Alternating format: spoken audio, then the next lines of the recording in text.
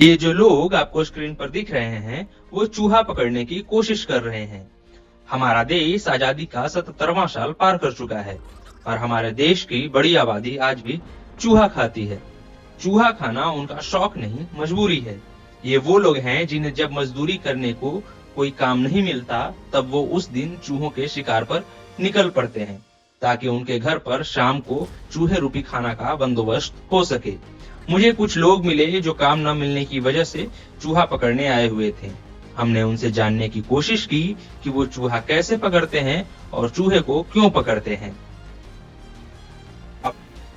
इस पर इन्होंने बताया कि सबसे पहले ये वैसे खेतों का चुनाव करते हैं जहां इन्हें एहसास हो सके कि वहां चूहा है। इसके बाद वो चूहों का सबसे बड़ा बिल खोजकर वहां पर पुआल इकट्ठा करते हैं और उसमें आग लगाते हैं। आग इसलिए लगाई जाती है ताकि जो धुआं उत्पन्न हो वो चूहों के बिल में जा सके।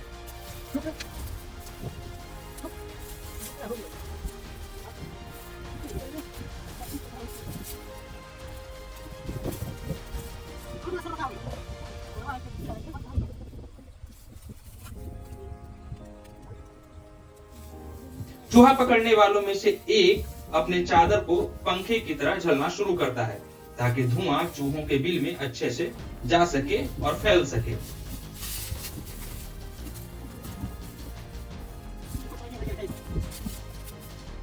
ऐसी मिट्टी देखकर अंदाजा होता है कि बिलों में चूहे हो सकते हैं। जिस खेत में मिट्टियों का ऐसा ढेर होगा वहां चूहों की रहने की संभावना सबसे ज्यादा होती है।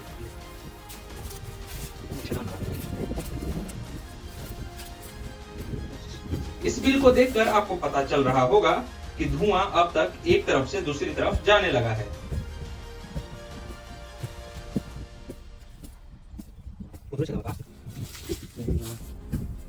निकला यही सब छेदबंद दिया किधर से कि मटियन की तरफ से।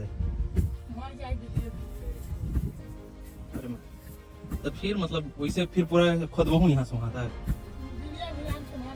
ये कह रहे हैं कि धुआं की वजह से चूहे बिल में ही मर जाते हैं। फिर एकरा खोदे पड़तो ना निकालेला।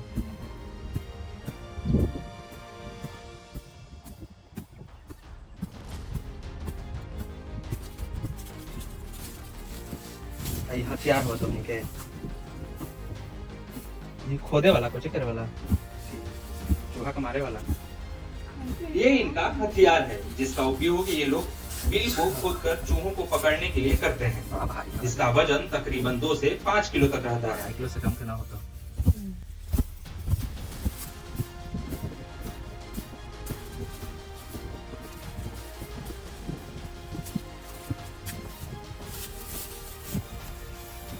इन्होंने बिल के द्वार पर पुआल की मदद से बंद कर रखा है ताकि चूहे बाहर निकलकर भाग न सके।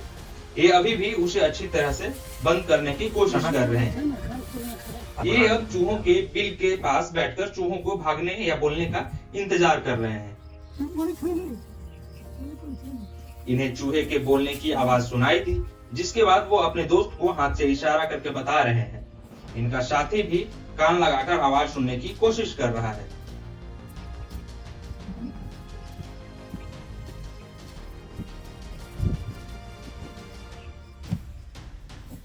बरसात की वजह से मिट्टी गीली होने के कारण उनका एक साथी अपने हाथों से ही मिट्टी को खोदकर चूहों को ढूंढने की कोशिश कर रहा है।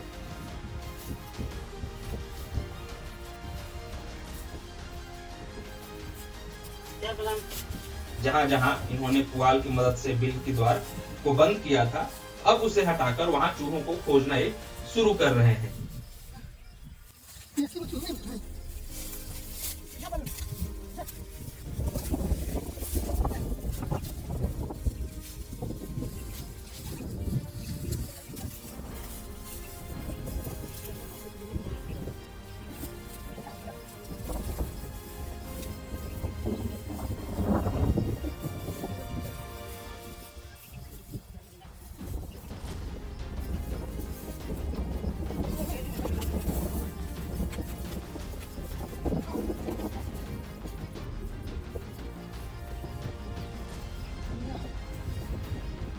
इन्हें अब जाकर चूहे मिलने शुरू हो चुके हैं।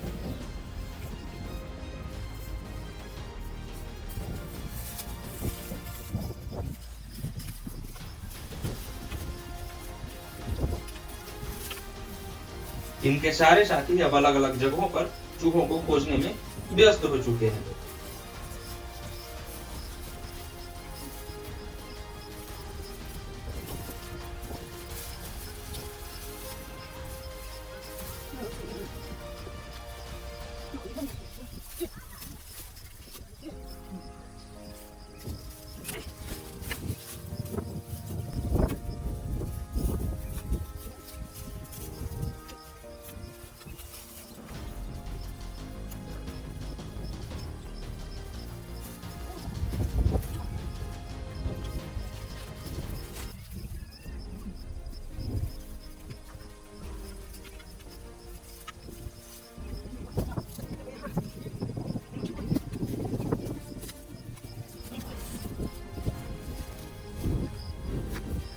आप देख सकते हैं कि ये यहाँ पर चूहों को इकट्ठा कर रहे हैं, जिसे वो एक थैले में भरकर अपने घर को ले जाएंगे। इस तरह से ये चूहों का शिकार करते हैं और उसे अपने भोजन में शामिल करते हैं। भारत कुछ समय बाद 5 ट्रिलियन इकोनॉमी का देश हो जाएगा। भारत आर्थिक असमानता को प्रतिनिधित्व करने वाले देशों में से एक है। यहाँ एक बहुत बड़ी आबादी गरीबों की है तो बहुत छोटी आबादी बृहत अमीरों की है। हर साल इन दोनों का अनुपात भी थोड़ा बहुत बढ़ ही जाता है। भारत सरकार के नीति आयोग के अनुसार 14.96% लोग आज भी गरीबी रेखा के नीचे अपना गुजर बसर करते हैं।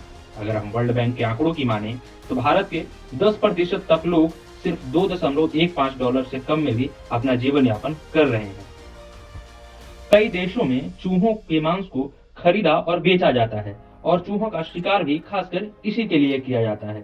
खासकर अगर हम बात करें तो ईस्टर्न रूरल जाम्बिया के तुम्बुका जनजाति चूहों को मारती है और उन्हें खाती है। यह उनका शौक नहीं है, यह उनकी एक पुरानी रिवाज है और उनकी एक रीति है जिसे वो सालों साल उसे करते आ रहे हैं। जबकि अधिकतर देशों में चूहों को मारकर खाना एक गरीबी का प्रतीक माना गया है, अगर आप उसे शौक से नहीं खा रहे हैं। जिम्बाब्वे सहित कई देशों में भी चूहों को मारकर खाना एक गरीबी का प्रतीक माना गया है। भारत में भी चूहों को मारकर खाना या चूहों के शिकार करके खाना एक गरीबी का प्रतीक ही माना गया है। भारत में शायद ही कोई व्यक्ति है जो सुखी तरीके से रहकर वो चूहों का शिकार करता है और खाता है। भारत में भी चूहों के शिकार करने वाले लोग अधिकतर एक जनजाति या कहें कि एक जाति से आते हैं। जब उनके पास खाने को कुछ नहीं बचता तब वो चूहों के शिकार पर निकल पड़ते हैं, या खासकर तब करते हैं जब उनके पास कोई भी काम नहीं मिलता है।